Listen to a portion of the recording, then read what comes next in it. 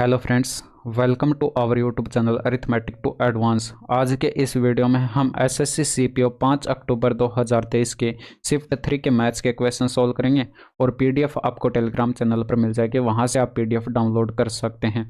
और ये आज जो है आपका प्रैक्टिस सेट 9 है, यानी कि शुरुआत में मैंने आपको बताया था कि हम टोटल 9 सेट कंप्लीट करेंगे और प्रत्येक सेट के अंदर मैथ्स के 50 क्वेश्चन होंगे, यानी कि हम पूरे के पूरे 450 क्वेश्चन सोल्व करेंगे। तो ये आज आपके पूरे के पूरे 450 क्वेश्चन कंप्लीट हो जाएंगे। और अगर आप चाहते हैं कि एसएससी सीपीओ 2022 के भी सॉल्यूशन आपको कराए जाएं तो प्लीज़ चैनल को सपोर्ट कीजिएगा, क्योंकि 1 के सब्सक्राइबर कंप्लीट होने के बाद ही मैं आपको एसएससी सीपीओ 2022 के सॉल्यूशन करवाऊंगा। इससे पहले हम एसएससी सीएचएसएल के प्रीवियस ईयर क्वेश्चन सॉल्व करेंगे। तो बस आपको तो एक प्रैक्टिस सेट के तौर पर जो है इन क्वेश्चंस को सॉल्व करते रहना है, चाहे वो सीसीएल के हों, चाहे वो सीएचएसएल के हों, चाहे वो एमटीएस के हों, चाहे वो सीपीओ के हों। तो आपको तो बस एक प्रैक्टिस सेट के तौर पर उनको सॉल्व करना है। तो चलिए फटाफट से क्वेश्चन नंबर फर्स्ट से शुरू करते हैं। अब देखिए यहाँ पर आपको क्वेश्चन नंबर फर्स्ट में बोल रखा है, एक वस्तु 25% की छूट पर बेची जाती है और नकद भुगतान पर 28% के अतिरिक्त छूट अनुमान है। यदि रामेंद्र ने 10,800 नकद देकर वह वस्तु खरीदी तो उस वस्तु का अंकित मूल्य कितना था, यानी कि मार्क प्राइस बताना था। तो यहाँ पर देखिए 25% की छूट यानी कि 1/4, 4 पर 1 की छूट यानी कि इसका 3/4 कैलकुलेट कर दीजिए।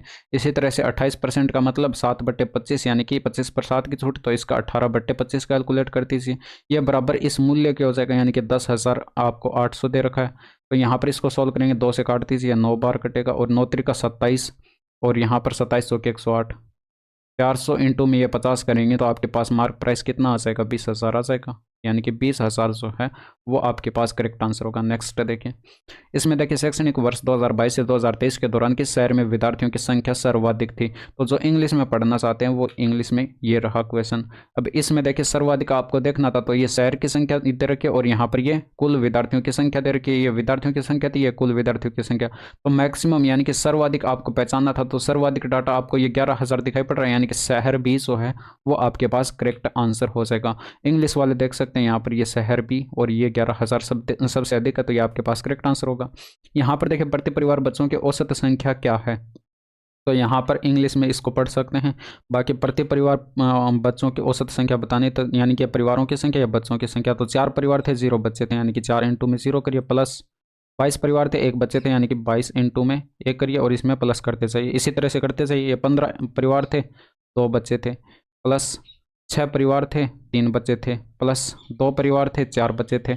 ऊपर आपके पास ये कुल बच्चों की संख्या आ गई और बट्टे में आप क्या करेंगे, कुल परिवारों की संख्या रखेंगे। तो कुल परिवार कितने हो जाएंगे, ये 22 और 6 2 8, यानी कि 30 और 15 45 और 4 49, 49 बट्टे में रखिए।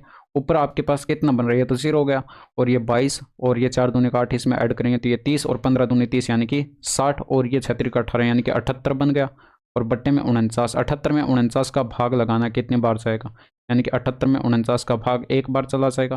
पहली बार तो 1 बार गया और शेषफल यहाँ पर कितना बचेगा, ये 9 बचेगा, ये 2 बचेगा, यानी कि यहाँ पर जो है शेषफल आपके पास 29 बचा। पॉइंट लगाएंगे, 0 उतारेंगे, ये लगभग 50 के बराबर लिखा हुआ है। तो 5 से करेंगे मल्टीप्लाई 250 का और 6 से करेंगे तो आपके पास ये 300 ज़्यादा चला जाएगा, यानी कि भाग जाएगा 5 बार। और जैसे ही 5 बार भाग गया आप इसको टिक कर देते हैं, यानी कि 1.59 करके आपके पास ये करेक्ट आंसर आ जाता। नेक्स्ट देखिए, अब वही क्वेश्चन यहाँ पर इंग्लिश में लिखा है तो इंग्लिश वाले इसको पढ़ सकते हैं। नेक्स्ट देखिए, त्रिभुज पी क्यू आर क्यू पर इस प्रकार समकोण है कि पी क्यू बराबर एक्स माइनस वाई और ये क्यू आर बराबर एक्स और पी आर बराबर एक्स प्लस वाई है। एस क्यू आर पर इस प्रकार स्थित एक बिंदु है कि क्यू एस बराबर पी क्यू है। एक्स और वाई के किसी भी मान के लिए अनुपात क्यू एस और एस आर का क्या होगा, ठीक है। तो ये अनुपात बताना था। तो यहाँ पर सबसे पहले एक समकोण त्रिभुज बना लेते हैं। ये समकोण त्रिभुज आपको दे रखा है पी क्यू आर है और क्यू पर ये समकोण दे रखा है, क्यू पर समकोण दे रखा है। तो यहाँ पर ये क्यू आर भुजा पर कोई बिंदु एस मान लीजिए, ये एस है और यहाँ पर जो है इस पी को एस से मिला दीजिए, यानी कि पी को एस से मिलाने पर जो ये क्यू आर भुजा है ये 2 खंडों में बंट जाएगी। अब यहाँ पर ये आपको दे रखा है क्यू एस जो है ये बराबर है पी क्यू के और पी क्यू आपको एक्स माइनस का वाई दे रखा है और ये आपके पास पी आर एक्स प्लस का वाई दे रखा है और ये क्यू आर पूरी भुजा जो है ये आपको एक्स दे रखी है। अब यहाँ पर एक चीज़ देखिए, अगर ये एक्स माइनस वाई है यानी कि इसके बराबर थी तो ये भी एक्स माइनस का वाई होगी, यानी कि ये वाली भुजा जो है क्यू एस जो है ये एक्स माइनस का वाई आ गई। अब एक्स में से जब आप माइनस करेंगे एक्स माइनस का वाई तो एक्स से एक्स कट जाएगा, वाई प्लस का होगा, यानी कि आपके पास एस आर कितनी आ जाएगी, ये आ जाएगी वाई। अब पूरे त्रिभुज के अंदर आप पाइथागोरस प्रमेय लगा दीजिए, यानी कि पाइथागोरस प्रमेय अगर यहाँ पर लगाएंगे तो इसका स्क्वायर माइनस करेंगे, इसका स्क्वायर बराबर एक्स स्क्वायर होगा, यानी कि एक्स स्क्वायर बराबर हो जाएगा एक्स प्लस का वाई का स्क्वायर, कर्ण का स्क्वायर और माइनस लंब का स्क्वायर, यानी कि एक्स माइनस वाई का स्क्वायर। तो यहाँ पर आपके पास ये एक्स स्क्वायर हो गया और इसका फॉर्मूला होता है 4xy, और ये एक्स से एक्स कैंसिल, यानी कि एक्स बराबर कितना आ जाएगा 4y आ जाएगा। तो एक्स बराबर 4y आ गया। हमें तो यहाँ पर रेशियो कैलकुलेट करके बताना था, यहाँ पर क्यू एस का एस आर के साथ, क्यू एस का एस आर के साथ रेशियो बताना था। क्यू एस हमारे पास एक्स माइनस का वाई है और ये y है। तो यहाँ पर x की वैल्यू जैसे ही 4y रखेंगे तो आपके पास ये 3y बन जाएगा, और यहाँ पर ये y से y कैंसिल, यानी कि 3:1 जो है वो आपके पास करेक्ट आंसर होगा। नेक्स्ट देखिए, 4 अंकों की वह बड़ी से बड़ी संख्या याद कीजिए जो से विभाज्य हो। तो यहाँ पर आप क्या करेंगे, 4 अंकों की बड़ी से बड़ी संख्या ये हो जाएगी, इसको मान लिया, ठीक है। अब यहाँ पर इनका एलसीएम लीजिए, आपके पास 15, 25 और 75 का एलसीएम 75 हो जाएगा, और ये 40 बचा, यानी कि यहाँ पर 75/40 करके देखिए, 5 से काटेंगे 8 बार, 5 से काटेंगे 15 बार, तो बट्टे में कितना आया 8 आया, यानी कि यहाँ पर ऊपर अंश में हमने 75 लिया था, तो 75 इंटू में 8 आपके पास इनका एलसीएम आ जाएगा, यानी कि इन सभी का एलसीएम क्या होगा, एलसीएम हो जाएगा 75 इंटू में 8, 8 पंचे 40, हासिल आएगी 4 और 7 8 56 और 4 60, यानी कि 600 इनका एलसीएम। 600 से इसको भाग कर दीजिए, 600 से इसको भाग करेंगे तो एक बार चला गया, भाग चला गया एक बार, 399 शेषफल और उतारेंगे 9। अब यहाँ पर अगला भाग देखिए कितने बार जाएगा भाई, 6 छंग 36, यानी कि ये आपके पास 36 और 7 42 तो ज़्यादा चला जाएगा, यानी कि भाग जाएगा 6 बार। तो यहाँ पर जो है आपके पास शेषफल 399 बचेगा, यानी कि शेषफल कितना बचा 399। तो 399 जो संख्या हमने मानी थी उसमें से माइनस कर दीजिए, यानी कि वो संख्या आपके पास आ जाएगी ये 9999 माइनस करेंगे 399, तो आपके पास वो संख्या कितनी आ जाएगी 9600 आ जाएगी, यानी कि ऑप्शन नंबर फर्स्ट जो है वो करेक्ट आंसर था। इसमें देखिए 3 महीनों में कमल की कुल औसत वेतन वृद्धि कितनी है, तो यानी कि कमल की बतानी थी और 3 महीनों के दौरान बतानी थी। तो यहाँ पर जो है इंग्लिश में अगर पढ़ना चाहते हैं तो इसको पढ़ सकते हैं। इसमें देखिए कमल का देखते, कमल का देखिए यहाँ पर ये आपके पास जो है कितना देर का है, ये 60 और 70 के बीच में है, यानी कि 65 है। और इसी तरह से यहाँ पर देखिए ये आपके पास जो है ब्लैक वाला, यानी कि आपके पास जो है यहाँ पर ये 60 और 50 के बीच में, यानी कि 55 है। और इसी तरह से यहाँ पर ये वाला देखिए ये आपके पास जो है 70 और 80 के बीच में, यानी कि 75 हो गया। बट्टे में आप करेंगे 3, क्योंकि 3 महीनों का डाटा है, तो यहाँ पर ऊपर ऐड करेंगे तो 120 और 75, यानी कि 195 बट्टे 3 करेंगे तो 36 का 18, 5 3 का 15, 65 करेक्ट आंसर होगा। नेक्स्ट देखिए, यदि रवि की आय का 30% सुरेश की आय के 40% के बराबर है, तो रवि की आय का 50% सुरेश की आय के कितने प्रतिशत के बराबर होगा, तो यहाँ पर रवि की आय का 30% जो है बराबर है सुरेश की आय का 40% के। तो यहाँ पर परसेंटेज है तो परसेंटेज कट जाता है, वो मैंने लिखा नहीं, यहाँ पर 0 से 0 कट गया, यानी कि रवि और सुरेश की आय का रेशियो आपके पास आ जाएगा 4:3।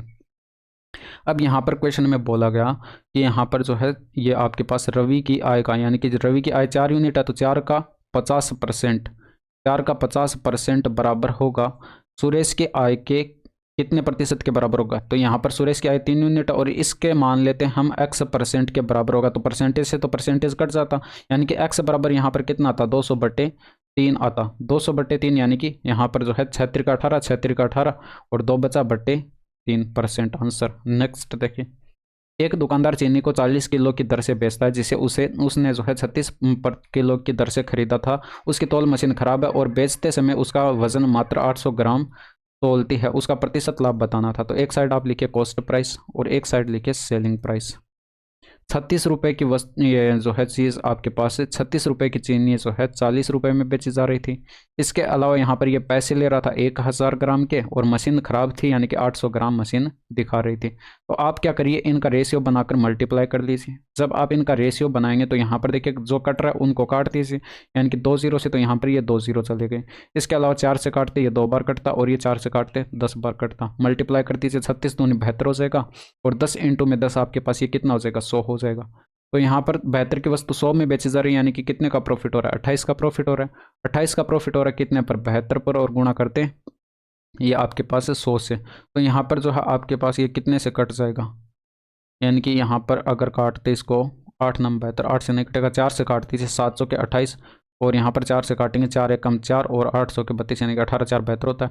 तो यहाँ पर जो है आप 700 के अंदर भाग लगाएंगे 18 का, तो ये 18 3 54, 18 3 54 और शेषफल बचेगा आपके पास 16, उतारेंगे 0, 18 8 144 यानी कि 8 बार ही भाग जाएगा। तो जैसे ही 8 बार भाग गया आप इसको टिक कर देते, आंसर आगे बढ़ जाते।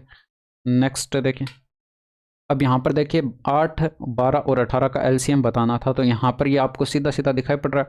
8 का 9 8 72, 12 6 72 और यहाँ पर जो है 18 4 72, इनका एलसीएम बेहतर होगा। अदरवाइज आप यहाँ पर कॉमन लेते 8 और ये 12 और ये 18 में से कॉमन लेते तो आपके पास 2 कॉमन आता, यानी कि ये 4 बच गया और यहाँ पर ये 6 बच गया और यहाँ पर ये 9 बच गया, और कुछ कॉमन दिखाई पड़ नहीं रहा, यानी कि आपके पास 2 आ गया और ये 4 6 9 का एलसीएम कितना आ जाएगा 36, यानी कि 36 दूनी 72 जो है वो आपके पास इनका एलसीएम आ जाएगा। 5 अंकों की वह छोटी से छोटी संख्या कौन सी है जो से पूर्णतः विभाज्य हो। तो आप एक काम करना, इन सभी का एलसीएम लेकर देखना, ठीक है। तो एलसीएम अगर आप लेंगे तो आपके पास इनका एलसीएम 4 अंकों की एक संख्या आएगी और आपको 5 अंकों की छोटी से छोटी संख्या कैलकुलेट करनी थी। अब आपको उसके मल्टीपल लेने हैं, तो जो पहली आपके पास 5 अंकों की संख्या आएगी वही आपके पास करेक्ट आंसर हो जाएगा, वो ये आएगा, ठीक है। अदरवाइज आपको यहाँ पर थोड़ा सा अगर दिमाग लगाते तो यहाँ पर ये 9 आ रहा है, यानी कि वो संख्या 9 से भी पूर्णतः विभाज्य होगी। तो यहाँ पर 9 का डिविजिबिलिटी रूल लगाए, 7 1 8 नहीं है और यहाँ पर 6 1 7 नहीं है, और यहाँ पर भी अगर देखते तो ये आपके पास 5 2 7 1 8 है, 9 का डिविजिबिलिटी नहीं है। यहाँ पर 8 1 9 9 का डिविजिबिलिटी है, यानी कि करेक्ट आंसर यही आता। तो इस तरह से भी आप इसको टिक कर सकते थे। 125 और 250 और 750 का महत्तम समावर्तक एचसीएफ बताना था। तो एचसीएफ क्या होता है, बड़े से बड़ा पूर्णांक होता है। तो यहाँ पर जो है ये आपके पास 125 बड़ी से बड़ी वैल्यू है, इससे भाग करके देखिए आपके पास यहाँ पर 125 कट जाएगा, 250 भी कट जाएगा और ये 750 भी कट जाएगा, यानी कि ये आपके पास इनका हाईएस्ट कॉमन फैक्टर हो जाएगा। नेक्स्ट देखिए, एक वॉशिंग मशीन का मूल्य 3 वर्ष में 40,960 से घटकर 21,970 हो गया, मूल्यह्रास की वार्षिक दर ज्ञात कीजिए। तो मूल्यह्रास की वार्षिक दर x% मान लीजिए। तो यहाँ पर पहले ही आपके पास मूल्य था 40,960 और यहाँ पर x% से घट गया, यानी कि यहाँ पर जो है 100 माइनस एक्स करेंगे और बटे में आप करेंगे यहाँ पर 100 माइनस एक्स करेंगे और बटे में आप करेंगे 100।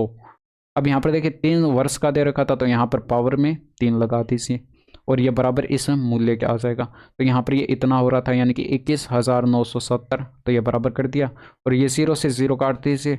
यहाँ पर ये 100 माइनस का x/100 की पावर 3 बराबर आपके पास आ जाएगा 2197 बटे 4098। अब इसका क्यूब बटाएंगे तो इधर घनमूल होगा, यानी कि 100 माइनस का x/100 और ये बराबर ऊपर जो लिखा हुआ है ये आपके पास 13 का क्यूब लिखा हुआ है और बटने में जो है ये 16 का क्यूब लिखा हुआ है, तो ये आपके पास आ जाएगा। अब इसको सॉल्व करना था, आप खुद सॉल्व कर लेना, यहाँ पर मैं डायरेक्ट सॉल्व कर रहा हूँ। यहाँ पर ये 1300 बटे 16 यानी कि x बराबर आपके पास आ जाएगा 100 माइनस का 1300 बटे 16, 1300 बटे 16। तो यहाँ पर देखिए 1600 माइनस 1300 करेंगे तो ये आपके पास 300 बटे 16 बचेगा, और यानी कि 16 दूनी 32 ज़्यादा चला जाएगा, तो 16 एकम 16 और यहाँ पर शेषफल बचेगा 14, उतारेंगे 0। 16 85, 16 6 96 और 16 7 112 और 16 8 128, यानी कि 8 बार भाग गया।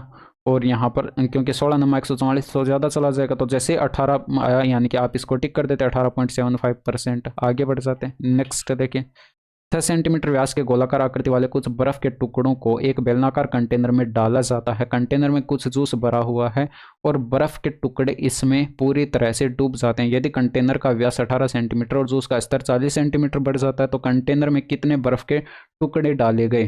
तो यहाँ पर ये आपके पास बेलनाकार कंटेनर दे रखा है, इसमें मान लीजिए जूस जो है पहले कुछ स्तर तक भरा हुआ था, यानी कि यहाँ तक मान लीजिए जूस भरा हुआ था। इसमें अब यहाँ पर छोटे छोटे बर्फ़ के टुकड़े डाले जाते हैं और यहाँ पर ये टुकड़े डालने से जो है इसका बर्फ़ का जो ये जूस का जो है स्तर बढ़ जाता है।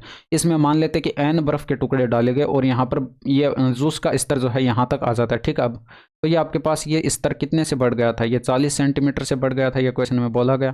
तो इस बेलन के अंदर भी ये बेलन बनेगा, यानी कि जिस स्तर तक ये जूस बढ़ा उतने बेलन का आयतन कैलकुलेट कर लेंगे और वो आयतन बराबर होगा हमारे पास इन गोलों के आयतन के। तो यहाँ पर ये आपके पास बेलन की त्रिज्या कितनी हो जाएगी, यहाँ पर 18 सेंटीमीटर व्यास था तो 9 त्रिज्या हो जाएगी।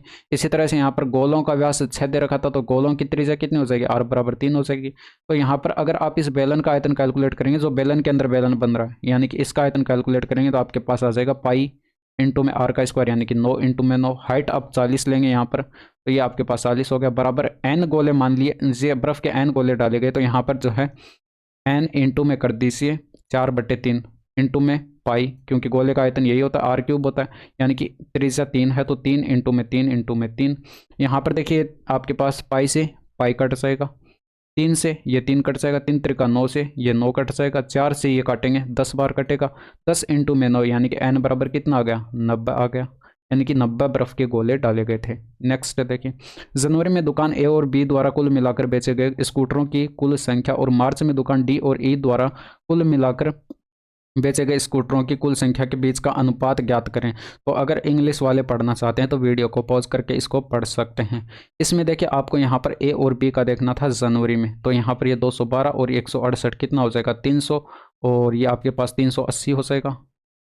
इसके अलावा यहाँ पर आपको देखना था, ये मार्च का देखना था, यहाँ पर मार्च का देखना था डी और ई का, यानी कि 255 और ये 245 यानी कि 400, और ये आपके पास 500 बनेगा, यानी कि इनका रेशियो अगर आप कैलकुलेट करते तो कितना था, 0 से 0 कट जाता, 2 से काटते 19:25 आ जाता आंसर। नेक्स्ट देखिए, इसमें देखिए 32 सेंटीमीटर व्यास वाले एक ठोस धातु के गोले से बनाई जा सकने वाली ऐसी गेंदों की संख्या ज्ञात कीजिए जिनमें से प्रत्येक का व्यास जो है 4 सेंटीमीटर हो। तो व्यास 4 सेंटीमीटर, ये गोलों की त्रिज्या कितनी हो जाएगी आपके पास, r' 2 सेंटीमीटर हो जाएगी। यहाँ पर व्यास यानी कि आपके पास जो है बड़े गोले का व्यास दे रखा है, तो ये आपके पास r बराबर कितना हो जाएगा, 16 हो जाएगा। तो इस बड़े गोले का आयतन यानी कि 4/3 इंटू में पाई इंटू में r का क्यूब यानी कि 16 इंटू में 16 इंटू में 16 बराबर मान लीजिए n गोले बनाए गए, n गेंद बनाई गई, यानी कि यहाँ पर जो है n गेंदों की संख्या थी, और यहाँ पर जो है इनका आयतन कितना हो जाएगा, इनका भी 4/3 पाई इंटू में r का क्यूब यानी कि 2 इंटू में 2 इंटू में 2, तो ये 4/3 पाई से 4/3 पाई खत्म। 2 का क्यूब क्या होता है, 8 होता है, 8 दूनी का 16, 16 इंटू में 16 यानी कि 256 इंटू में 2 करेंगे 512, आपके पास n गेंदों की संख्या आ जाएगी। नेक्स्ट देखिए, इसमें देखिए अंकिता ने 3 खिलौने बेचे। पहला खिलौना 25% के लाभ पर 1500 में बेचा गया, और दूसरा खिलौना 50% की हानि पर 2800 में बेचा गया, और तीसरा खिलौना जो है 25% के लाभ पर 3500 में बेचा गया। उसका कुल प्रतिशत लाभ बताना था। तो यहाँ पर 25% की फ्रैक्शन वैल्यू 1/4 यानी कि 4 की वस्तु 5 में बेची गई। यहाँ पर कॉस्ट प्राइस लिखता हूँ मैं, यहाँ पर ये सेलिंग प्राइस, 4 की वस्तु 5 में बेची गई, और यहाँ पर बोल रहा है कि 25% के लॉस पर यानी कि 1/2 पर फ्रैक्शन वैल्यू हो जाएगी इसकी, तो 2 की वस्तु यहाँ पर 1 में बेची गई। इसके बाद यहाँ पर 25% का प्रॉफिट हो रहा था, यानी कि 4 की वस्तु यहाँ पर भी 5 में बेची गई। अब ये तो आपको यहाँ पर दे रखा था, सेलिंग प्राइस दे रखा था 1500, यानी कि 5 की वैल्यू 1500 दे रखी थी। कितना गुना दे रखी है, 300 गुना। तो यहाँ पर इसका भी आप जब 300 गुना करेंगे तो आपके पास 1200 हो जाएगा, और इसकी वैल्यू आपको दे रखी थी 2800, यानी कि इसका 2 गुना करेंगे, यानी कि 2 यूनिट की वैल्यू कितनी हो जाएगी, 5600, और यहाँ पर 5 की वैल्यू दे रखी थी आपके पास 3500, यानी कि 700 गुना दे रखी है। तो यहाँ पर आपके पास 700 का 4 गुना करेंगे तो 2800 हो जाएगा। अब आप एक काम करिए, यहाँ पर टोटल कर लीजिए। जब आप इन सभी का टोटल करेंगे क्रय मूल्य का, तो आपके पास कितना आ जाएगा, ये आपके पास 2800 और ये 200, यानी कि 3000 और ये 40,000 हो जाएगा, ये सॉरी 4000 हो जाएगा, और ये 4000 और ये 5600, यानी कि 9600 बनेगा टोटल कॉस्ट प्राइस। ठीक है, और इन सभी का आप जब टोटल करेंगे, एक सेकेंड, इन सभी का 1500 का, हाँ 1500 और ये 2800 और ये 3500 का जब आप टोटल करेंगे तो आपके पास 40,000 और ये 50,000 और ये 28 ऐड करेंगे तो आपके पास 7800 बनेगा। 50,000 नहीं, ये सॉरी, यहाँ पर ये आपके पास 4000, 5000 और ये 2800, यानी कि 7800 बनेगा। ठीक है, अब यहाँ पर इन दोनों के बीच का डिफरेंस देखिए, ये आपके पास 1800 का डिफरेंस आपको दिखाई पड़ रहा होगा। 1800 का डिफरेंस आपको दिखाई पड़ रहा है, यानी कि 1800 कम में ये वस्तु बेची जा रही है। तो 1800 का लॉस हो रहा है कितने पर, 1800 को लॉस हो रहा है 9600 पर, और गुणा कर दीजिए यहाँ पर 100 से। तो यानी कि यहाँ पर 100 से तो 100 कट गया। इसके अलावा यहाँ पर आप काटिए इसको, 12 से काटिए, 12 8 96, और यहाँ पर 12 से काटेंगे, 12 एकम 12, 12 पंचे 60, और ये 0, 8 का भाग लगाइए, 8 एकम 8 और 7 बचा, उतारेंगे 0। अब 8 8 64, यानी कि जैसे ही 18 आया आप इसको आंसर टिक कर देते और 18.75% करेक्ट आंसर आ जाता। बट आप कहेंगे 18.75% तो यहाँ पर भी था, बट यहाँ पर प्रॉफिट हो रहा है, तो यहाँ पर आपके पास ये तो लॉस हो रहा था, यानी कि कम में बेची जा रही थी, तो ये तो आपके पास लाभ तो नहीं हो सकता, यानी कि लॉस होगा यहाँ पर, ये आपको ध्यान में रखना था। नेक्स्ट देखिए, मुंबई की एक तेज लोकल 150 किलोमीटर की यात्रा के लिए एक धीमी लोकल की तुलना में 45 मिनट कम समय लेती है। यदि तेज लोकल की चाल धीमी लोकल की चाल से 10 किलोमीटर किलोमीटर पर आवर अधिक है तो धीमी लोकल ट्रेन की चाल ज्ञात करें। तो यहाँ पर आपको आप एक चीज़ मानिए, यहाँ पर x मान लीजिए आपके पास धीमी लोकल की चाल है और यहाँ पर y मान लीजिए आपके पास तेज लोकल की चाल है। तो यहाँ पर x आपको कैलकुलेट करके बताना था, यानी कि अगर आप तेज लोकल की चाल में से ये धीमी लोकल की चाल घटाएंगे तो ये आपके पास डिफरेंस दे रखा था 10 के बराबर, यानी कि y माइनस एक्स बराबर 10 दे रखा है। तो यहाँ पर जो है आप क्या करेंगे, 150 बटे आप करेंगे, आपके पास धीमी लोकल की चाल x थी यानी कि ज़्यादा टाइम लेगी तो 150 बटे x करेंगे, ये समय आ जाएगा। और यहाँ पर 150 बटे y करेंगे, y लोकल का समय इसमें से माइनस करेंगे, डिफरेंस आएगा 45 मिनट का। 45 मिनट को घंटे में लिखेंगे तो 60 से भाग करेंगे 15 बटे 4 आ जाएगा। ये आपके पास जो है 3 बटे 4 के बराबर हो जाएगा। तो यहाँ से इसको सॉल्व करेंगे, 150 कॉमन आ गया, 150 यहाँ पर कॉमन आ जाएगा, 1 बटे एक्स माइनस 1 बटे वाई, यानी कि y माइनस का x अपॉन एक्स वाई आ जाएगा। और यहाँ पर बराबर में आपके पास आ जाएगा ये 3 बटे 4। तो 3 से काट दीजिए, आपके पास 50 आ जाएगा। और यहाँ पर तिरछा गुणा कराइए, आपके पास एक्स वाई बराबर क्या आ जाएगा, 200 इंटू में x, ये y माइनस का x, और y माइनस एक्स हमारे पास ये 100 नहीं था, ये 10 दे रखा था डिफरेंस, ठीक है। तो ये 10 डिफरेंस था, यानी कि आपके पास यहाँ पर 10 जैसे ही रखेंगे आपके पास 2000 आ जाएगा। तो यानी कि एक्स वाई की वैल्यू आपके पास 2000 आ चुकी है। तो अगर आपको जाना हो x माइनस का x प्लस का y पर जाना हो तो आप यहाँ पर क्या करेंगे, अंडर रूट के अंदर करेंगे, y प्लस एक्स लिख लीजिए इसको। y प्लस एक्स पर जाना हो तो आप क्या करेंगे, अंडर रूट के अंदर करेंगे y माइनस का x का स्क्वायर और प्लस में यहाँ पर करेंगे 4xy, ठीक है। तो यहाँ पर xy की वैल्यू जैसे ही 2000 रखेंगे और इसकी वैल्यू 10 रखेंगे तो 10 का स्क्वायर 100 और ये आपके पास 8000, यानी कि आपके पास ब्रैकेट में बनेगा 8100, यानी कि आपके पास 90 आ जाएगा। तो y प्लस एक्स की वैल्यू कितनी आई, 90, यानी कि y प्लस एक्स बराबर 90। हमें तो यहाँ पर किसकी वैल्यू कैलकुलेट करनी थी, x की वैल्यू कैलकुलेट करनी थी। तो यहाँ पर आप क्या करिए, माइनस कर दीजिए इनको, तो ये y से y कैंसिल और ये माइनस का 2x आएगा और ये माइनस का 80 के बराबर होगा, यानी कि x बराबर कितना आ जाएगा, 40 आ जाएगा। यानी कि धीमी लोकल की चाल कितनी थी, 40 किलोमीटर पर आवर। एक व्यक्ति एक निश्चित दूरी को बाइक से तय करता है, यदि वह उस दूरी का 25% भाग 25 किलोमीटर पर आवर की चाल से, उसी दूरी का 50% भाग जो है 50 किलोमीटर पर आवर की चाल से, और शेष दूरी का भाग जो है वो आपके पास 12.5 किलोमीटर पर आवर की चाल से तय करता है, तो दूरी के दौरान उसकी औसत चाल बतानी थी। टोटल डिस्टेंस मान लीजिए 100 किलोमीटर की है। जब आप 100 किलोमीटर का 25% कैलकुलेट करेंगे तो 25 किलोमीटर होगा, यानी कि टोटल 100 किलोमीटर डिस्टेंस यहाँ पर चली जा रही है। देखिए 25 और ये 50 और शेष भी यहाँ पर चली जा रही है, तो टोटल 100 किलोमीटर की डिस्टेंस कवर हो रही है कितने टाइम में। देखिए 25% 25 किलोमीटर होगा, यानी कि 25 किलोमीटर 25 की स्पीड से जा रहा है, इतना टाइम लगेगा। इसके बाद 50%, यानी कि इसका 50% 50 होगा और ये 50 की स्पीड से जा रहा था, इतना टाइम लगेगा। इसके बाद यहाँ पर शेष कितना बचा भाई, 25 और 50 कितना हो गया, 75, यानी कि 25 किलोमीटर बचा। ये 25 किलोमीटर 12.5 की स्पीड से जा रहा है। तो यहाँ पर ये इतना टोटल टाइम लगेगा, यानी कि total distance upon total time करेंगे तो आपके पास 100 बट्टे में ये कितना हो जाएगा, 1 प्लस का 2 हो जाएगा, यानी कि 4 का भाग लगाएंगे तो 25 किलोमीटर पर आवर जो है वो आपके पास एवरेज स्पीड आ जाएगी। 8 सेंटीमीटर 9 सेंटीमीटर और 12 सेंटीमीटर भुजाओं वाले त्रिभुज ABC में सबसे बड़े कोण का कोण समद्विभाजक सम्मुख भुजाओं को 2 खंडों में विभाजित करता है, तो छोटे खंड की लंबाई कितनी होगी। अब इसमें देखें, यहाँ पर एक त्रिभुज आपको दे रखा है ABC, A B और C। इसमें आप अगर देखेंगे तो यहाँ पर जो है ये आपके पास 8 दे रखा है और ये 9 और ये आपके पास 12, एक भुजा। तो आपको पता है कि बड़ी भुजा के सामने बड़ा कोण बनेगा, यानी कि ये बड़ा कोण बनेगा। तो इसका समद्विभाजक कोण समद्विभाजक जो है इस सामने वाली भुजा को दो खंडों में बांट देगा, यानी कि यहाँ पर जो है ये A हो जाएगा और ये आप B मान लीजिए, ये A खंड है और ये B खंड है। तो यहाँ पर आपको इन खंडों में से जो है सबसे छोटे खंड की लंबाई बतानी थी। तो यहाँ पर आप क्या करेंगे, एंगल बाइसेक्टर थ्योरम लगा दीजिए। एंगल बाइसेक्टर थ्योरम क्या कहती है यहाँ पर कि ये अगर यहाँ पर जो है इस सामने वाली भुजा को 2 खंडों में विभाजित करता है तो 8 का A के साथ अनुपात 9 का B के साथ अनुपात बराबर होगा, तो 8 अनुपात A बराबर हो जाएगा 9 अनुपात B, यानी कि यहाँ से A रेशियो B आपके पास आ जाएगा 8 अनुपात 9, यानी कि टोटल आप करेंगे तो कितना बन रहा है, 17 यूनिट बन रहा है। और यहाँ पर अगर आप टोटल करेंगे A प्लस B तो ये आपके पास 12 यूनिट बन रहा है, यानी कि 17 की वैल्यू हमें 12 दे रखी है। तो हमें तो छोटे खंड की लंबाई बतानी थी, तो छोटा खंड कौन सा, 8 यूनिट है, यानी कि A है।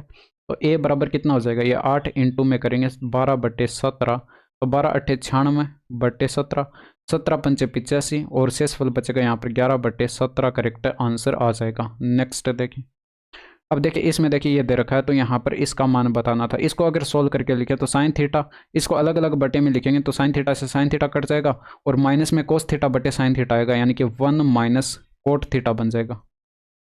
अब यहाँ से अगर इसको सोल्व करें थोड़ा तो यहाँ पर आप दोनों साइड क्या करिए, कोस थीटा से भाग कर दीजिए, इधर भी कोस थीटा से और बराबर के इस साइड भी कोस थीटा से भाग कर दीजिए। तो ये कोस थीटा से कोस थीटा कट जाएगा और यहाँ पर भी ये कट जाएगा, ये एक आ गया और ये टेन थीटा बनेगा यहाँ पर, और ये प्लस का 1 इधर भेज दीजिए यानी कि √2 माइनस का 1। तो कोट थीटा बराबर क्या आ जाएगा, इसका उल्टा हो जाएगा यानी कि 1/√2 माइनस 1। अब यहाँ पर ये वैल्यू रखेंगे तो 1 माइनस 1/√2 माइनस 1। तो यहाँ पर एलसीएम लेंगे तो आपके पास ऊपर क्या बन जाएगा √2 और माइनस 1 ये आएगा और ये -1 ऊपर है यानी कि माइनस का 2 बनेगा और बट्टे में √2 माइनस 1। ऊपर √2 कॉमन लेंगे, माइनस का कॉमन लेंगे √2, ठीक है। तो यहाँ पर ये आपके पास 1 बचेगा बट माइनस का 1 बचेगा तो बाद में लिख लेंगे, और यहाँ पर ये √2 बचेगा तो ये √2 प्लस का बचेगा क्योंकि माइनस तो बाहर ले लिया, और ये माइनस यहाँ पर 1 बचेगा यानी कि माइनस का 1 बचेगा, ठीक है, क्योंकि माइनस का चिन्ह बाहर ले लिया और बटे में √2 माइनस 1 है। √2 माइनस 1 से √2 माइनस 1 यानी कि माइनस का √2 आंसर। नेक्स्ट देखिए, दो संख्याओं का लघुत्तम समापवर्त एलसीएम और उनके महत्तम समापवर्त का एचसीएफ का 5 गुना है। यदि दोनों संख्याओं का गुणनफल यह है तो उनका महत्तम समापवर्त और लघुत्तम समापवर्त एलसीएम ज्ञात कीजिए। तो एलसीएम यहाँ पर ये हो जाएगा और एचसीएफ यहाँ पर मान लेते हैं x है, ठीक है। तो एचसीएफ अगर x है तो एलसीएम आपके पास कितना हो जाएगा, इसका 5 गुना यानी कि 5x हो जाएगा। हम जानते हैं कि एचसीएफ और एलसीएम का गुणनफल जो है बराबर होता है दोनों संख्याओं के गुणनफल के बराबर होता है, और दोनों संख्याओं का गुणनफल ये दे रखा है। तो यहाँ पर आप लिखेंगे 20,000, ये 20,480 के बराबर हो जाएगा। 5 का भाग लगाइए, x² बराबर कितना आ जाएगा, ये आपके पास 5 चौके 20, 0 बार चला जाएगा, 9 पंचे 45 और 5 छके 30 यानी कि 4096 आ जाएगा। अब एक चीज़ यहाँ पर देखिए, अगर आप यहाँ पर 60 का स्क्वायर करते हैं, 60 का स्क्वायर करते हैं तो आपके पास कितना आ जाएगा, 3600 आ जाएगा। हमें तो यहाँ पर इतना चाहिए यानी कि ये किसका स्क्वायर होगा, 60 से तो ज़्यादा ही होगी वो संख्या, यानी कि 60 से ज़्यादा। एचसीएफ आपके पास पहले वाला होगा और x की वैल्यू आएगी, यानी कि x हमने एचसीएफ को माना था, तो यहाँ पर ये 64 60 से ज़्यादा एक ही ऑप्शन में दिखाई पड़ रहा है। तो ये आपके पास 64 का स्क्वायर लिखा हुआ है, यानी कि x बराबर कितना आ जाता, 64।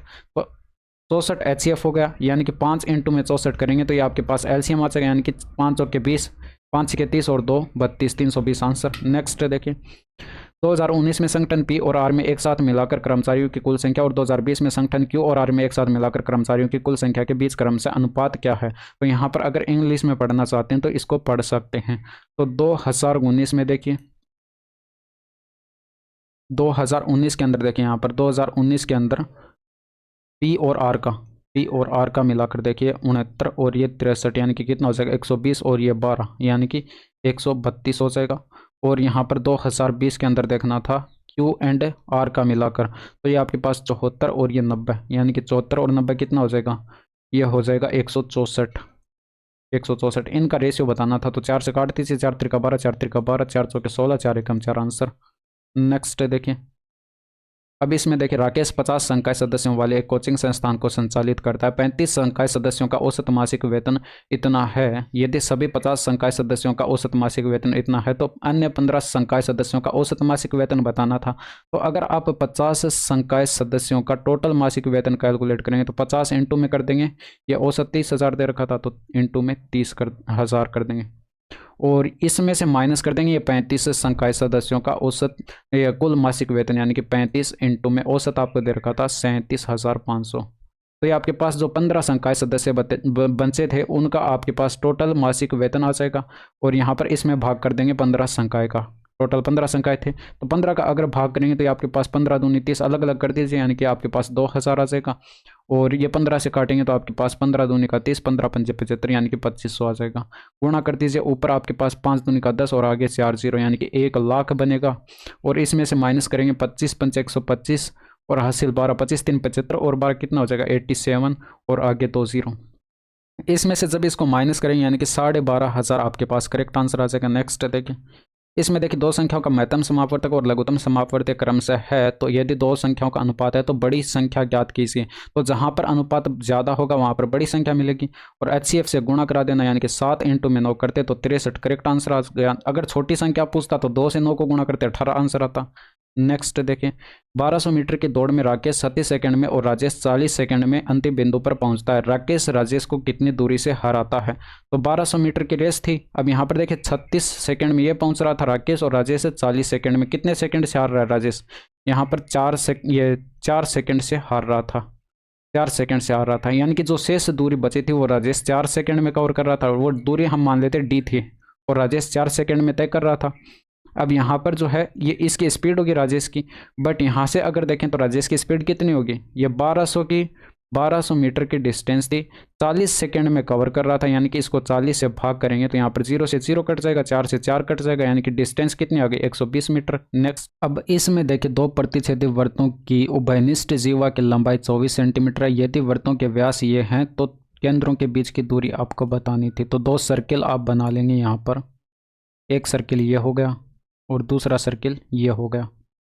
अब ये दोनों सर्किल एक दूसरे को प्रतिच्छेद कर रहे हैं, ठीक है, और इनके उभयनिष्ठ जीवा ये आप मान लीजिए ये है। इसकी लंबाई आपके पास यहाँ पर 24 दे रखिए। अब यहाँ पर आप अगर इनके केंद्रों से इस पर परपेंडिकुलर यानी कि लंब खींचेंगे तो ये कुछ इस तरह से इसको काटते हुए जाएगा और ये इसको बराबर बराबर 2 भागों में बांट देगा। तो यहाँ पर देखिए 24 थी इसकी लंबाई, यानी कि ये 12 हो जाएगी और ये भी आपके पास 12 हो जाएगी। अब यहाँ पर अगर आप इसको इससे मिलाएं, यानी कि इस बिंदु को इस वाले बिंदु से मिलाएं तो ये इस वाले वृत्त की त्रिज्या हो गई, और यहाँ पर अगर इस बिंदु को इस बिंदु से मिलाएंगे तो ये इस वाले वृत्त की त्रिज्या हो जाएगी, यानी कि समकोण त्रिभुज बन जाएंगे। और यहाँ पर इसकी त्रिज्या कितनी हो जाएगी? 30 का आधा, यानी कि 15 हो जाएगी, और इसकी त्रिज्या कितनी हो जाएगी? ये 13 हो जाएगी। तो ट्रिपलेट से आप कैलकुलेट कर सकते हैं। यहाँ पर ये कितनी हो जाएगी? ये 9 हो जाएगी, और ये कितनी हो जाएगी? ये 5 हो जाएगी। तो 9 और 5 ऐड करेंगे तो केंद्रों के बीच की दूरी आ जाएगी टोटल 9 + 5, यानी कि 14 आपके पास करेक्ट आंसर होगा। 14 जो है वो आपके पास करेक्ट आंसर हो जाएगा। नेक्स्ट देखिए, 720 विद्यार्थियों वाले एक स्कूल में लड़कों और लड़कियों का अनुपात जो है ये है 18 नई लड़कियों को स्कूल में प्रवेश दिया जाता है। तो कितने नए लड़कों को प्रवेश दिया जाना चाहिए जैसे लड़कों और लड़कियों का अनुपात बदलकर 2:3 हो जाए? तो यहाँ पर देखिए ये 3:5 आपको दे रखा है बॉयज़ एंड गर्ल्स का रेशियो। तो यहाँ पर ऐड करेंगे टोटल तो ये आपके पास 8 यूनिट बन रहा है। और क्वेश्चन में कितना दे रखा था? 720 विद्यार्थी दे रखे थे, यानी कि 720 इसका कितना गुना है? 90 गुना है। तो यानी कि अगर आप इनका करेंगे तो आपके पास 90, यानी कि 90 गुना करेंगे तो आपके पास 270 बॉयज़ थे। इसका 90 गुना 450 गर्ल्स थी। अब यहाँ पर इसमें 18 और गर्ल्स ऐड कर दी जाती हैं तो ये 468 गर्ल्स बन जाती है, और रेशियो आपके पास क्या बन जाता है? 2:3 बन जाता है बॉयज़ एंड गर्ल्स का। तो यहाँ पर 3 यूनिट की वैल्यू इतनी है, यानी कि कितना गुना है? 3 एकम 3 और 3 6 ये 3 एकम 3 3 पंचे 15, 3 एकम 3 3 पंचे 15 और 36 का 18, 156 गुना। तो इसका भी अगर आप 156 गुना करेंगे तो यहाँ पर ये आपके पास 312 हो जाएगा। अब यहाँ पर देखिए कितने लड़के ऐड किए गए, यहाँ पर कितने लड़के ऐड किए गए, यानी कि 42 लड़के ऐड किए गए, तो आपके पास करेक्ट आंसर आ जाता है। नेक्स्ट देखिए, अब इसमें अगर आप इसको थोड़ा सा सोल्व करेंगे तो कोसेक स्क्वायर थीटा -1 लिख सकते हैं कोट स्क्वायर थीटा को, और ये बराबर 1 और -e स्क्वायर दे रखा है तो ये 1 इधर आता 2 बन जाता, और कोसेक स्क्वायर थीटा था तो यानी कि स्क्वायर हटाएंगे तो इधर पावर भी 2 आ जाए, ऊपर 1/2 आ जाएगा, यानी कि 2 - e की पावर 2 की पावर 1/2। ये 1/2 का मतलब वर्गमूल ही होता है यहाँ पर। तो यहाँ पर अगर आप इसको सोल्व करेंगे थोड़ा सा तो ये आपके पास क्या बनेगा? कोसेक थीटा, और प्लस में ये आपके पास कोट क्यूब थीटा को आप क्या लिख सकते हैं? कोट क्यूब थीटा को आप लिख सकते हैं यहाँ पर कोस क्यूब थीटा, और बट्टे में साइन क्यूब थीटा, और इनटू में सेक थीटा, यानी कि 1/कोस थीटा आ जाएगा। अब देखिए कोस थीटा से एक पावर यहाँ पर ये कट जाएगी, और ऊपर कोस स्क्वायर थीटा इधर यहाँ पर अगर इसको सॉल्व करेंगे तो ये कोसेक थीटा इनटू में आएगा साइन क्यूब थीटा, और ये प्लस में कोस स्क्वायर थीटा, और बट्टे में आपके पास अब आ जाएगा साइन क्यूब थीटा। अब यहाँ पर आपको पता होगा कि कोसेक थीटा जो है 1/साइन थीटा होता है, यानी कि यहाँ पर घात ये भी कट जाएंगे तो 2 बचेगी, तो ये क्या बन जाएगा? Sine square theta plus cos square theta, यानी कि ऊपर हो जाएगा 1 और बट्टे में आ जाएगा साइन क्यूब थीटा। 1/साइन क्यूब थीटा क्या होता है? कोसेक क्यूब थीटा हो जाएगा। भाई 1/sin थीटा होता है कोसेक थीटा और घात 3 है तो इसका भी घात 3 हो जाएगी। अब हमने कैलकुलेट किया था इसके बराबर कोसेक थीटा बराबर ये था, यानी कि यहाँ पर वैल्यू रखेंगे तो 2 - e की पावर 2 और इसकी पावर 1/2।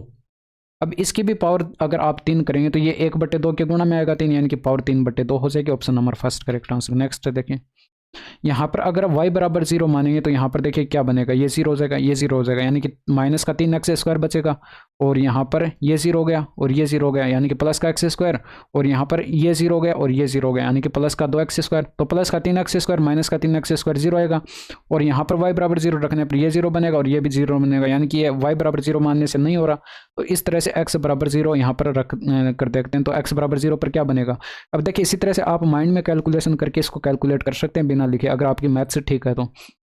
अब यहाँ पर देखिए x बराबर अगर 0 मानेंगे तो ये आपके पास माइनस का 2y और ये माइनस का 3x गुणा होगा।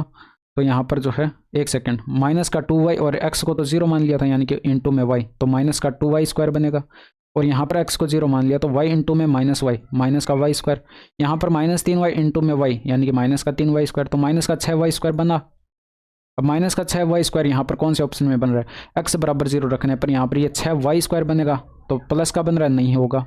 इसके बाद यहाँ पर x बराबर 0 रखते तो ये तो 0 बन जाता और यहाँ पर ये माइनस का 6y² बनता और यहाँ पर ये भी 0 बन जाता, यानी कि माइनस का 6² इस ऑप्शन में बन रही है, आपके पास करेक्ट आंसर आ जाता। यदि अरुण किसी कार्य का 2/3 भाग 12 दिनों में पूरा कर सकता है तो वह उसी कार्य का 1/6 भाग कितने दिन में कर सकता है। सिंपल था, ये 6 गुना दे रखा था तो इसका भी 6 गुना करेंगे 18 हो जाएगा। 18 दिन में पूरा काम कर सकता है तो 1/6 भाग, यानी कि यहाँ पर जो है 18 में 6 का भाग कर दीजिए, 3 आंसर। नेक्स्ट देखिए, इसमें देखिए प्रथम 6 अभाज्य संख्याओं का औसत बताना था, तो 2 + 3 + 5 + 7 + 11 + 13 करते बटे में 6 थी संख्या यानी कि 6 का भाग करते, तो ये 7 3 10, ये 5 3 8 2 10 और 7 17 और 11 28 और 3 31 10 41 बटे 6, यानी कि 6 छंग 36 5/6 आंसर। नेक्स्ट देखें, परिवार द्वारा आवास पर कितनी राशि खर्च की गई, तो यानी कि परिवार द्वारा आवास पर हाउसिंग का देखना था तो 79.2 डिग्री, तो इंग्लिश वाले पढ़ना चाहते हैं तो इसको पढ़ सकते हैं, तो यानी कि 79.2 डिग्री। और केंद्र पर बना कोण 360 डिग्री होता है, इसकी वैल्यू ये थी, यानी कि गुणा में बटे में 360 डिग्री और इनटू में आप या ऊपर आप मल्टीप्लाई में रखेंगे यहाँ पर 56,800। तो यहाँ पर देखिए पॉइंट हटाएंगे बटे में 0, यानी कि 2 0 से तो ये 2 0 खत्म। इसके अलावा 36 दूनी 72 और फिर यहाँ पर 36 दूनी 72 और यहाँ पर 2 8 16, यानी कि यूनिट डिजिट यहाँ पर 6 आंसर आ गया। नेक्स्ट देखिए, यहाँ पर देखिए ए और बी समान रूप से कार्यकुशल हैं और प्रत्येक अकेले किसी कार्य को 36 दिन में पूरा कर सकता है। यदि किसी ने कोई अवकाश नहीं लिया हो, ए और बी ने इस कार्य पर एक साथ मिलकर कार्य करना शुरू किया, लेकिन ए ने हर 5 दिन के बाद जो है 1 दिन का अवकाश लिया, जबकि बी ने हर 7 दिन कार्य करने के बाद 1 दिन का अवकाश लिया। यदि दोनों ने 1 जुलाई 2021 को कार्य शुरू किया था तो कार्य किस तिथि को पूरा होगा। अब यहाँ पर देखिए इनका कुशलता यानी कि इनकी क्षमता जो है वो बराबर दे रखी है, 1:1 हो जाएगी। टोटल वर्क कैलकुलेट करेंगे तो ए यहाँ पर 36 दिन में कर रहा था, इसी तरह से बी से भी आप कैलकुलेट कर सकते हैं कि बी जो है 36 दिन में कर रहा था, तो यहाँ पर 1 × में 36 करेंगे, टोटल काम कितना आ जाएगा 36 यूनिट का। अब यहाँ पर देखिए ए यहाँ पर काम करेगा 5 दिन तक कंटिन्यू 1 यूनिट का, ठीक है। तो यहाँ पर 5 दिन तक 5 यूनिट का काम किया, फिर 6ठे दिन इसने छुट्टी मार ली। फिर यहाँ पर ये देखिए बी भी इसके साथ काम कर रहा था, यानी कि इसने 6 दिन तक काम किया, लगातार 6 दिन तक काम किया और फिर 7वें दिन इसने छुट्टी मार ली, पर 7वें दिन यहाँ पर ए काम करने आएगा। तो यहाँ पर टोटल कितने, ये 7-7 दिन का पेयर बनेगा, यानी कि इसी तरह से ये काम करते जाएंगे आगे भी। तो यानी कि 6 यूनिट ये ए काम कर रहा है और 6 यूनिट बी काम कर रहा है, तो टोटल यहाँ पर 7 दिन के अंदर 6 और 6 यानी कि 12 यूनिट का काम हो रहा है। तो हमें कराना कितना 36 कराना है, तो इसका 3 गुना करेंगे तो 36 हो जाएगा। इसका भी आप 3 गुना करेंगे तो ये 21 दिन हो जाएगा, यानी कि 21 दिन में जो है 36 यूनिट का काम हो रहा है, तो 21 दिन आपके पास यहाँ पर टाइम लगेगा। अब यहाँ पर देखिए 1 जुलाई का यहाँ पर दे रखा था, तो अगर आप 1 जुलाई को यहाँ पर 1 जुलाई में ऐड कर देते हैं 21, तो 22 आप इसको टिक कर देंगे, ये गलत हो जाएगा क्योंकि 1 जुलाई को भी काम हो रहा था, तो ये भी इसमें काउंट होगा, तो यानी कि 21 जुलाई को काम खत्म हो जाएगा। नेक्स्ट देखिए, इनका चतुर्थानुपाती बताना था, यानी कि इसका इसके साथ रेशियो, चतुर्थानुपाती x मान लीजिए इसका इसके साथ रेशियो के बराबर होगा, तो 22:36 बराबर होगा 11:x के। तो यहाँ से ये 3 बार कट जाएगा और तिरछा गुणा करा दीजिए, x बराबर 33 आंसर। नेक्स्ट देखें, प्लास्टिक से बनी एक खोखली बेलनाकार नली 3 सेंटीमीटर मोटी है। यदि इसका बाह्य व्यास 20 सेंटीमीटर और ट्यूब की लंबाई जो है वो आपको दे रखी है 49 सेंटीमीटर, तो प्लास्टिक का आयतन ज्ञात कीजिए। अब देखिए, अगर आप इस नली को साइड के सिरों से देखेंगे तो ये आपके पास कुछ इस तरह से आपको दिखाई पड़ेगा, यानी कि ये इसकी मोटाई भी आपको यहाँ पर दिखाई पड़ेगी इस तरह से। इस तरह से इस नली की मोटाई भी आपको दिखाई पड़ेगी। तो इसमें एक तो बाहरी त्रिज्या हो जाएगी। बाहरी त्रिज्या कितनी हो जाएगी, व्यास दे रखा है बाहरी यानी कि 20 है, तो ये आपके पास त्रिज्या कितनी हो जाएगी, बाहरी त्रिज्या हो जाएगी 10। तो यहाँ पर इसकी मोटाई आपको दे रखी थी 3 सेंटीमीटर, तो ये आंतरिक त्रिज्या कितनी हो जाएगी, 10 में से 3 घटा दीजिए 7 हो जाएगी। यानी कि बाहरी आयतन कैलकुलेट करके माइनस कर देंगे आंतरिक आयतन, तो ये आपके पास इस प्लास्टिक का आयतन आ जाएगा। यानी कि बाहरी बेलन का आयतन कैलकुलेट करेंगे तो ये आपके पास इसकी हाइट हो जाएगी। ठीक है, तो पाई की वैल्यू यहाँ पर 22/7 रखिए। पाई की वैल्यू यहाँ पर 22/7 इंटू में आर स्क्वायर यानी कि 10 इंटू में 10, 10 इंटू में 10 और इंटू में एच 49 और माइनस करेंगे 22/7 इंटू में, ये आपके पास त्रिज्या 7 हो जाएगी, यानी कि 7 इंटू में 7 इंटू में 49। तो 7 से काटेंगे 7 बार कट जाएगा और इसको 7 से काटेंगे 7 बार, 22 154 यानी कि आगे 2 जीरो और माइनस कर दीजिए, आपके पास 343 बनेगा। ये तीनों का 7 का क्यूब कितना होता है 343, 343 को 22 से गुणा करेंगे तो 22 3 66 हासिल आएगी 6, 2200 के 88 और 6 94 हासिल आएगी 9, 22 3 66 और 9 75। इसमें से माइनस करेंगे तो यहाँ पर देखिए 100 में से जब माइनस करेंगे 46 तो लास्ट में 54 आएगा, यानी कि आपके पास लास्ट में 54 एक ही ऑप्शन में दिखाई पर आंसर टिक कर दे। नेक्स्ट देखें, यदि एक शंकु की तिर्यक ऊंचाई ये है और ऊंचाई ये है तो इसके संपूर्ण पृष्ठीय क्षेत्रफल और आयतन के परिणामों का अनुपात ज्ञात कीजिए। यानी कि यहाँ पर शंकु इस तरह से आपके पास होता है और इसकी ऊंचाई आपको दे रखी है, ये ऊंचाई कितनी दे रखी है, ऊंचाई दे रखी है आपको ये 20 और यहाँ पर त्रियक ऊंचाई दे रखी है 29। 29 का स्क्वायर करेंगे 441, माइनस करेंगे 400 तो ये 841 होता है। 841 में से 400 माइनस करेंगे 441 और 441 का वर्गमूल 21, यानी कि त्रिज्या कितनी हो जाएगी 21। तो यहाँ पर आप फॉर्मूला लगाएंगे पाई आर इंटू में एल प्लस आर संपूर्ण पृष्ठीय क्षेत्रफल का और आयतन का 1/3 इंटू में पाई आर स्क्वायर एच। तो यहाँ पर देखिए पाई से पाई कैंसिल, एक आर से एक आर कैंसिल, तो बचा क्या, ये एल की वैल्यू यहाँ पर 29 रखेंगे त्रियक लंबाई प्लस 21 रखेंगे और अनुपात करेंगे 1/3 और यहाँ पर जो है 1/3 इंटू में आर की वैल्यू रखेंगे 29, ये सॉरी 29 है क्या 21 है, 21 है यहाँ पर त्रिज्या तो 21 है। तो यहाँ पर यह हाइट कितनी है 20 है, तो यहाँ पर ये 20 रख दीजिए। अब यहाँ पर ये 3 से काटेंगे 7 त्रिका 21 यानी कि 7 दूनी का 14, ये आपके पास इधर बनेगा कितना, ये आपके पास 50 बन जाएगा और ये 140, 0 से 0 कैंसिल 5/14 आंसर। नेक्स्ट देखिए, अब इसमें देखिए यहाँ पर इधर गुणा करा देंगे तो ये 2 sin a बराबर क्या आ जाएगा, 2 sin a माइनस का cos a बराबर आएगा sin a प्लस का cos a। तो यहाँ पर देखिए आपके पास एक cos a इधर आकर माइनस हो जाएगा यानी कि sin a बचेगा और ये cos a इधर आकर ऐड हो जाएगा यानी कि 2 cos a हो जाएगा। अब यहाँ पर देखिए साइन ए इधर लाएंगे तो ये इधर तो एक बच गया, मल्टीप्लाई में एक था यानी कि एक बच गया और ये 2 इधर बट्टे में आ जाएगा और ये इधर कोस ए बट्टे साइन ए होगा यानी कि कोस ए बट्टे साइन ए क्या होता है कोट ए होता है, यानी कि कोट ए की वैल्यू 1/2 आंसर। नेक्स्ट देखिए, किसी वृत्त की जीवा उसकी त्रिज्या के बराबर है, वृत्त के लघु चाप और दीर्घ चाप पर इस जीवा द्वारा जो है अंतरित कोणों के बीच का अंतर बताना था। तो यानी कि यहाँ पर एक सर्किल बना लीजिए और इसके अंदर एक जीवा बना लेते हैं, ये मान लीजिए इसकी एक जीवा है और इस जीवा द्वारा जो है केंद्र पर अंतरित कोण कितना हो जाएगा। यहाँ पर आपको ये दे रखा था कि ये जीवा की लंबाई जो है त्रिज्याओं की लंबाई के बराबर है यानी कि आपस में बराबर होंगे तो समबाहु त्रिभुज बनेगा। समबाहु त्रिभुज में तीनों कोण 60-60 डिग्री के होते हैं, तो जब ये कोण 60 डिग्री का है तो इस जीवा द्वारा जो है लघु चाप पर अंतरित कोण कितना हो जाएगा, इसका आधा हो जाएगा यानी कि 30 डिग्री हो जाएगा। ये कितना हो जाएगा 30 डिग्री और इसी जीवा द्वारा जो है ये आपके पास सॉरी ये लघु चाप था वो दीर्घ चाप पर कोण था, तो यहाँ पर यह लघु चाप पर अंतरित कोण कितना हो जाएगा।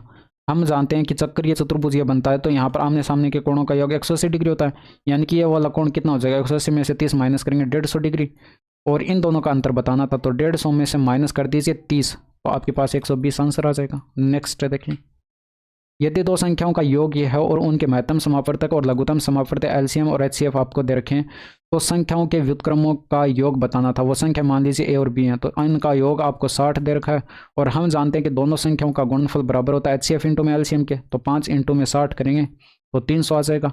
अब यहाँ पर पूछ ये रखा था कि 1/a प्लस 1/b यानी कि इनके व्युत्क्रमों का योग कैलकुलेट करेंगे तो a plus b upon a b आ जाएगा और इनकी वैल्यू रखेंगे तो आपके पास 60/300 यानी कि 1 0 से तो 1 0 और 1/5 आंसर। नेक्स्ट देखें। अब इसमें देखें यहाँ पर यदि वर्ष की कुल आय इतनी थी तो आवास और परिवहन के बीच खर्चों में अंतर कितना था। तो यहाँ पर हाउसिंग का देखते तो यहाँ पर ये 15% लिखा हुआ है, और यहाँ पर ट्रांसपोर्ट का देखते तो ये 5% लिखा हुआ है। डिफरेंस देखें कितने का, 10% का। 10% का मतलब क्या होता है, 10% का मतलब क्या होता है, 1/10। जब आप इसका 1/10 से मल्टीप्लाई कराएंगे तो ये 10 से यहाँ पर 1 0 कट जाएगा और ये आपके पास 10,000 करेक्ट आंसर आ जाएगा। नेक्स्ट देखें, वही क्वेश्चन यहाँ पर इंग्लिश में लिखा होता है, इंग्लिश में पढ़ सकते हैं। यहाँ पर देखिए 2021 और 2022 में बेची गई 7 एम्पियर की बैटरियों की संख्या में कितना अंतर है। तो 2021 और 2022 में 7 एम्पियर की बैटरियों के बीच में अंतर देखते तो 5 यूनिट का, बट ये डाटा आपको क्या दे रखा था, सैकड़ों में, यानी कि 5 × में 100 करना था, तो 500 आंसर।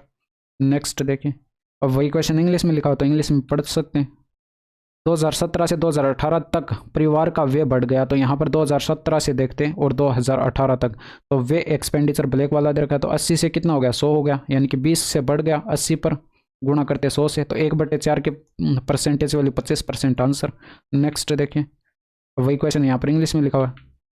अब यहाँ पर देखिए, आप यहाँ पर रखेंगे 2 × में 10 45 की वैल्यू 1, और 1 का स्क्वायर 1 होता है। मैंने आपको बता रखा है साइन और कोस में जो है एंगल अगर बराबर होते हैं, यानी कि इनका एंगल का सम अगर 90 डिग्री होता है, 30 डिग्री और 60 डिग्री का, तो ये आपस में बराबर होते हैं, तो ये माइनस हो रहे हैं, कट जाएंगे, यानी कि 2 × में 1 बचा 2 आंसर। नेक्स्ट देखें, अब यहाँ पर देखिए b+ का 2a और ये माइनस के अंदर ब्रैकेट के अंदर यहाँ पर देखिए 3b और ये प्लस में a, और ये माइनस का 2a हो जाएगा, माइनस का b हो जाएगा, प्लस का 2a दे रखा है, और ये लास्ट में माइनस का a दे रखा है। 2a से 2a कैंसिल, b इसमें से घटाएंगे 2b और प्लस का a, यानी कि b + का 2a, माइनस के अंदर गुणा करा दीजिए, माइनस का 2b माइनस का a, और ये आपका लास्ट में माइनस का a दे रखा है, तो माइनस का 2a बनेगा, 2a से कैंसिल, और ये माइनस का b आंसर। नेक्स्ट देखिए, आयुष एक राशि का 25% बीमा पॉलिसी पर और 26% भोजन पर, 23% बच्चों की शिक्षा पर और 19% मनोरंजन पर खर्च करता है। वह शेष 26,600 बैंक में जमा करता है। वह भोजन और मनोरंजन पर कुल मिलाकर कुल कितनी राशि खर्च करता है। अब इसमें देखिए, यहाँ पर 100% मान लीजिए आपके पास ये टोटल इनकम है, ठीक है। इसमें से यहाँ पर 25% खर्च कर दिया गया, यानी कि 25 ये 26 ये कितना हो गया, ये 41 51 हो गया, और 51 और ये 23 यानी कि ये आपके पास हो जाएगा 74 हो जाएगा, और 74 और ये 19 यानी कि 93% खर्च कर दिया गया, यानी कि ये उसकी इनकम थी। और इसमें से एक्सपेंडिचर कितना हो गया, 93% हो गया, यानी कि शेष कितना बचा वो इसकी सेविंग हो जाएगी, यानी कि 7% बचा, तो 7% इसकी सेविंग रही होगी। अब यहाँ पर ये सेविंग इतनी दे रखी थी, यानी कि 7,000 ये 2,000 यानी कि 26,600 दे रखी थी। तो यहाँ पर ये कितना गुना दे रखा है, यानी कि 7 × 21 और 7 × 56 यानी कि 3800 गुना दे रखा है। ये आपके पास 26,600 था, यानी कि 3800 गुना दे रखा है डाटा। तो यहाँ पर आपको कैलकुलेट ये करना था कि फूड यानी कि भोजन पर ये 26% और मनोरंजन पर ये 19%, इन दोनों का टोटल करते कितना बन रहा है, 45% की वैल्यू बतानी थी, यानी कि 45% बराबर कितना हो जाता, 45 × में करते 3800। तो यहाँ पर 38 को आप क्या लिख सकते हैं, 2 × में 19 लिख सकते हैं। अब ये 2 × में 45 करेंगे 90 बनेगा, और 19 × 171 यानी कि ये आपके पास हो जाएगा, और यहाँ पर आगे 2 0 आ जाएंगे, यानी ये 3 0 आ जाएंगे यहाँ पर, ठीक है। तो ये आपके पास करेक्ट आंसर हो जाएगा। नेक्स्ट देखिए, एक व्यक्ति की मासिक आय और व्यय का अनुपात ये है। यदि उसका व्यय आपको दे रखा है यहाँ पर 5400, यानी कि व्यय यहाँ पर 3 यूनिट की वैल्यू दे रखी है 5400, यानी कि कितना गुना दे रखा है, 1800 गुना दे रखा है। तो यहाँ पर इनकम पूछी गई है, उसकी मासिक आय ज्ञात कीजिए, यानी कि 7 यूनिट की वैल्यू कितनी हो जाएगी, 7 × में 1800 करते 18 × 7 126, यानी कि आगे 2 0 आंसर आ जाएगा। नेक्स्ट देखिए, यहाँ पर देखिए धातु की एक गोलाकार गेंद की त्रिज्या 3 सेंटीमीटर है। यदि धातु की इस गेंद को पिघलाया जाता है और इसकी त्रिज्या के आधे के बराबर त्रिज्या वाले x अर्धगोलों के रूप में पुनः डाला जाता है, तो x का मान ज्ञात कीजिए, यानी कि गोलों की संख्या बतानी है कितने अर्धगोले होंगे, ठीक है। तो यहाँ पर ये पूरे गोले का आयतन कितना हो जाएगा, ये 4/3 इंटू में पाई इंटू में r का क्यूब, यानी कि 3 × में 3 × में 3, ये बड़े गोले का आयतन हो गया, ठीक है। और ये अर्धगोलों के रूप में डाला जाता है। यहाँ पर त्रिज्या आधी दे रखी है पहले की तुलना में, तो ये 4/3 इंटू ये सॉरी यहाँ पर अर्धगोले थे, यानी कि ये 2/3 होगा, और इंटू में पाई इंटू में r का क्यूब, यानी कि 3/2 होगी। अब त्रिज्या आधी हो गई है, तो यानी कि 3/2 इंटू में 3/2। तो इसको सोल्व करते हैं, यहाँ पर ये x अर्धगोले थे, यानी कि इंटू में x करती थी, और ये बराबर हो जाएगा आयतन। तो यहाँ पर ये देखिए पाई से तो पाई कैंसिल और बट्टे 3 से ये बट्टे 3 कैंसिल, यानी कि यहाँ पर 2 से काटेंगे ये 4 बार ये 2 बार कटेगा और यहाँ पर जो है ये 3 जो है ये सारे के सारे इससे कट जाएंगे, यानी कि यहाँ पर 2 बचा और बट्टे में ये 8 बनेगा। 8 इंटू में 2 करते हैं 16, यानी कि एक्स की वैल्यू कितनी आ गई 16, यानी कि 16 अर्धगोले बनाए जा सकते हैं। नेक्स्ट देखिए, एक दुकानदार ने एक वस्तु 15,000 मूल्य अंकित किया और इस पर जो है 5%, 10% और 20% की क्रमिक छूटें दी गई, विक्रय मूल्य कितना होगा? तो 15,000 ये आपके पास मार्क प्राइस था और यहाँ पर 5% की छूट यानी कि 1/20 फ्रैक्शन वैल्यू होती है, यानी कि इसका गुण 1/20। 10% का मतलब 1/10 यानी कि इसका 9/10 कैलकुलेट कर लेंगे। 20% का मतलब 1/5 यानी कि इसका 4/5 कैलकुलेट कर लेंगे। सोल्व कर लीजिए, 20 पंचे 100 और इंटू में 10 करेंगे 1000 बनेगा और ये 3 0 खत्म। अब यहाँ पर देखिए आपके पास 19 नमा 171 होगा और इंटू में 15 चौके 60 होगा। 6 एकम 6, 17 छिके 102 और आगे 1 0 आंसर आ गया। नेक्स्ट देखिए, इसमें देखिए एक स्टोर में अरुण के पास मोबाइल फ़ोन खरीदने के लिए 2 विकल्प हैं, या तो वह रुपये 2500 की पूरी राशि का भुगतान कर सकता है या वह एक किस्त योजना यानी कि 520 की डाउन पेमेंट और 4 समान किस्तों में मोबाइल खरीद सकता है, जिससे में 25% वार्षिक की दर से साधारण ब्याज वसूल किया जा रहा है। अरुण किस्त योजना पर एक मोबाइल फ़ोन खरीदता है, अरुण की मासिक किस्त कितनी है? तो यहाँ पर देखिए इसके पास 2 ऑप्शन थे, या तो ये पूरे के पूरे 2500 का अमाउंट का ये पेमेंट कर दे, या फिर इसको 520 डाउन पेमेंट यानी कि 1980 में ये खरीद सकता है 4 समान वार्षिक ये किस्तों में। ठीक है, तो यहाँ पर मासिक किस्तों में खरीद सकता है। तो यहाँ पर ये 520 इसमें से घटाएंगे तो ये 1980 बचेगा, ये 1980 बचा। ठीक है, अब यहाँ पर देखिए 25% रेट ऑफ इंटरेस्ट थी, मैं यहाँ पर लिख रहा हूँ ये 25% रेट ऑफ इंटरेस्ट थी, ये वार्षिक थी, यानी कि इसको मंथली में कन्वर्ट करेंगे तो 12 से भाग करेंगे और यहाँ पर 4 महीने की आपको यहाँ पर दे रखी थी, यानी कि 4 समान किस्तें दे रखी थी, यानी कि 4 से इसको गुणा कर देंगे। अब ये जो वैल्यू आई है ये परसेंटेज में है, फ्रैक्शन में कन्वर्ट करने के लिए इसको बट्टे 100 भी करना पड़ेगा, यानी कि 2500 के 100 4 बार कटेगा और 4 से 3 बार कटेगा, यानी कि क्या बनेगा 1/12 बनेगा, यानी कि 12 पर 1 का ब्याज मिलेगा, यानी कि वो राशि कितनी हो जाएगी 13/12, यानी कि 1980 जो है ये इसका 13/12 हो जाएगी। अब इसका 13/12 अगर हम कैलकुलेट करेंगे तो 12 से इसको काट दीजिए, 12 एकम 12, 12 छिके 72 और 12 पंचे 60, 13 से गुणा कराएंगे 13 पंचे 65 और यहाँ पर हासिल आएगी 6, 13 छिके 78 और 6 कितना हो जाएगा 84 का 4 हासिल आएगी 8, 13 और 8 21, यानी कि 2145 वो अमाउंट हो जाएगा। बट यहाँ पर अगर हम इस तरह से कैलकुलेट करें कि वो 4 मासिक किस्त हम समान मान लेते हैं 100 करके, ठीक है, तो ये 4 मासिक किस्तें हमने मान ली। अब पहली किस्त पर तो कोई ब्याज नहीं लगेगा, दूसरी किस्त पर यहाँ पर ब्याज लगेगा 25% रेट ऑफ इंटरेस्ट दे रखी थी और महीने में कन्वर्ट करते तो 12 के भाग लगाते हैं यहाँ पर। इसके बाद यहाँ पर तीसरे वर्ष जो है इसका 2 गुना लगेगा, यानी कि 25/12 का 2 गुना। इसके बाद तीसरे वर्ष इसका 3 गुना लगेगा, चौथे वर्ष इसका 3 गुना लगेगा, यानी कि 25/12 का 3 गुना। इनका टोटल कर लीजिए कितना बनेगा 400 बनेगा और प्लस में यहाँ पर जो है ये कॉमन आ जाएगा 1 + 2 + 3 और इसमें से 25/12 जो है ये कॉमन आ जाएगा। ठीक है, तो यहाँ पर 3 2 5 1 6 बनेगा, यानी कि ब्रैकेट में 6, तो ये 2 बार कैंसिल हो जाएगा और यहाँ पर 400 + 25 का आधा यानी कि 12.5, यानी कि आपके पास 412.5 ये आपके पास पूरा बनेगा। इसकी वैल्यू इतनी आई है। ठीक है, तो यहाँ पर इसकी वैल्यू इतनी आई है, तो हमें तो ये मासिक किस्त बतानी थी जो हम 100 करके पे कर रहे थे, यानी कि 100 यूनिट की वैल्यू कितनी हो जाएगी, तो 100 इंटू में करेंगे ये आप 2145 और बट्टे में करेंगे हम ये 412.5, पॉइंट हटा दीजिए ऊपर 0 चला जाएगा। ठीक है, 25 से काट दीजिए, आपके पास 25 से कम 25 आएगा और यहाँ पर 16 25 5 ये 25 के 150 और 25 5 125 और ये 25 से काटते तो यहाँ पर 25 8 200 और यहाँ पर फिर 25 5 125 और फिर 25 8 200।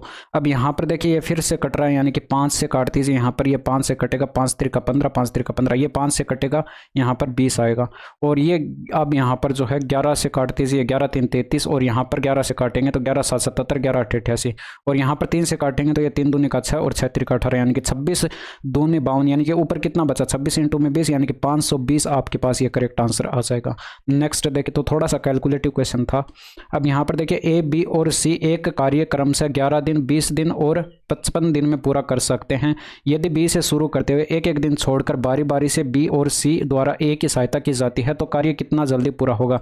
अब देखिए यहाँ पर ए 11 दिन में और बी 20 दिन में और सी जो है ये 55 दिन में कार्य पूरा कर सकते हैं। इन तीनों का आप क्या करेंगे एलसीएम ले लीजिए। एलसीएम आपके पास इन दोनों का 120 या 220 हो जाएगा और यहाँ पर 55 का 4 गुना भी 220 होता है, यानी कि यहाँ पर इसकी एफिशिएंसी 20 आ जाएगी, इसकी 11 आ जाएगी और इसकी 4 आ जाएगी। अब यहाँ पर ये आपके पास इनकी एफिशिएंसी आ चुकी है। क्वेश्चन में बोला गया यहाँ पर कि ए काम करता है, फिर पहले दिन इसकी बी सहायता करता है, फिर दूसरे दिन ए काम करता है और इसकी सहायता सी करता है। तो ए यहाँ पर 20 यूनिट का काम करेगा और बी यहाँ पर 11 यूनिट का, ये 20 यहाँ पर ये 4 यूनिट का। तो टोटल इस तरह से दो दिन के अंदर कितने यूनिट का काम बनेगा, ये आगे पैटर्न इसी तरह से चलता रहेगा, ठीक है। और यहाँ पर 2 दिन के अंदर कितने यूनिट का काम बन रहा है, यानी कि 2 दिन के अंदर यहाँ पर ये आपके पास 31 और ये 24 यानी कि 55 यूनिट का काम बन रहा है। हमें कराना कितना है, 220, यानी कि इसका अगर हम 4 गुना करें तो 220 हो रहा है, यानी कि इसका भी हम 4 गुना करेंगे तो इसका अगर हम 4 गुना करेंगे तो 8 दिन हो रहा है, यानी कि 8 दिन के अंदर वो 220 यूनिट का पूरा काम कंप्लीट हो जाएगा। यानी कि ऑप्शन नंबर फर्स्ट जो है वो आपका करेक्ट आंसर होगा। तो यहाँ तक वीडियो कैसी लगी कमेंट करके ज़रूर बताइएगा। That's all for today, thank you, धन्यवाद, बाय बाय, टेक केयर।